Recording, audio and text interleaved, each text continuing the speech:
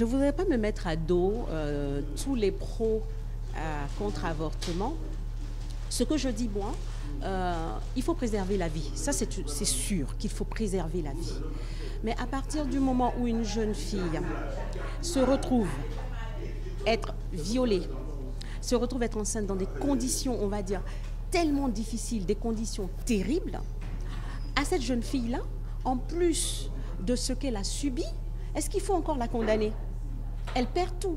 Et elle va être obligée, s'il n'y a pas d'accompagnement, elle va être obligée de subir un accouchement, de mettre au monde un être pour lequel elle n'a aucune acquaintance, aucun amour, aucun désir, etc.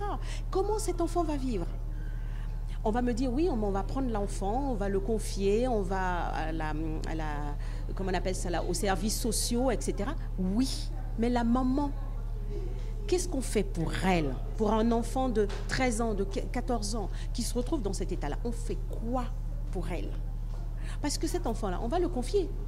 Mais dans 20 ans, 30 ans, il va revenir, il va chercher sa maman, il va la retrouver, il va lui poser la question de savoir, je veux savoir pourquoi.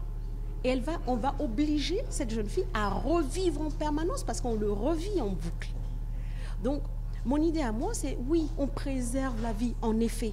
Mais pour ces jeunes filles qui sont, on va dire, agressées, violées dans leur corps, dans leur âme, etc., il faut prévoir une alternative.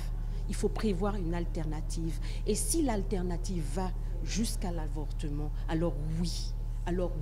Mais avant, il faut d'abord accompagner cette jeune fille-là, l'entourer, la protéger, lui donner les moyens de se regarder, de dire ce n'est pas ma faute. Parce que la culpabilité, là, est pire encore. Voilà.